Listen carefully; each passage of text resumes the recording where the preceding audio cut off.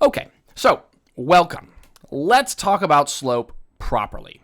In math, we don't have hills to climb up. We don't have hills to ride our bike down. We have lines. And so when we're trying to find the slope of something in math, we're trying to find how vertical a line is, but we want to be very specific. So the way we do that is we use measurements. We measure how much a line goes up over how much a line how much a line runs over. What do I mean by that? Well, let's take a look at this line here. First, let's find a couple points. It seems to go through 3, 0. It seems to go through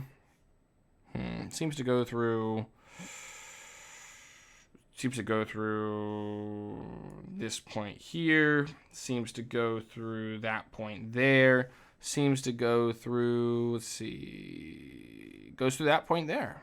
There you go. We've got a couple points on this graph.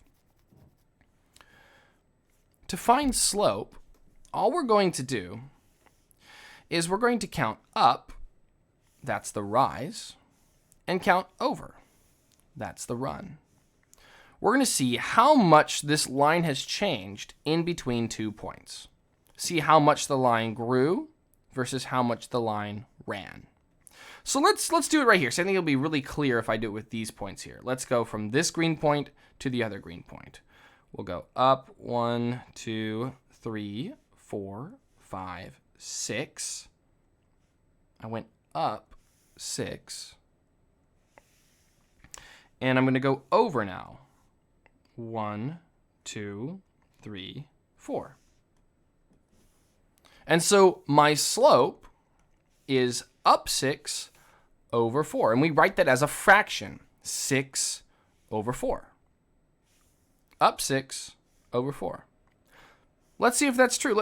Let's try it with another point. Let's go from this point to that point. It goes 1, 2, 3, 4, 5, 6. Goes up 6. Now let's go over 1, 2, 3, 4. 6 over 4. It did it again. Let's try it with this point down over here. 1, 2. Oh, let's do that in red. Sorry. 1, 2, 3, 4, 5, 6. And let's go over 4.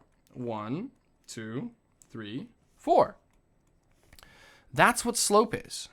It is this consistent pattern that is followed all throughout the line, that every time I go up 6 and over 4, I'll reach another point on this line.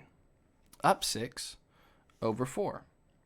But perhaps you have a very keen eye and you notice that Mr. Grapp was skipping some points. Because doesn't the line also go through this point here at 2, 6? Doesn't the line also go through this point here at -2, 0? Doesn't the line also go through this point here at -6, -6? What about those points? The slope seems to be skipping those points. Is that okay? And I'm so glad you noticed that, because it's not okay. Mr. Grapp tried to bamboozle you, but you're too smart. See, what we have here is a fraction. And maybe you remember from elementary school that fractions need to be put in simplest form. So let's do that. Let's put this fraction in simplest form by dividing the top and the bottom by a common factor. We can divide 6 by 2, we can divide 4 by 2, and we'll get the simpler fraction 3/2. And that is the proper slope. Let me tell you why. Or let me just show you why. Because 3/2 connects every point. Where 6/4 skips points, 3/2, let's get rid of the 6/4 and let me show you, connects every single point. Up 3, over 2. 3/2. It will connect every single point. And that makes it the correct answer. 6/4 was numerically right, but principally it was wrong. Because it kept skipping points. And we can't skip points. But 3/2 lands every single point in its grasp. just like that.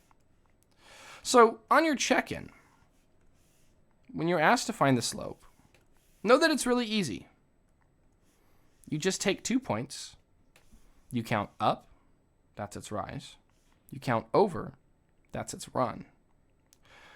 But we need to make sure that my fraction, my resulting fraction, is in simplest form. Catch me in the next videos. We're going to practice this a little bit. I encourage you to follow along.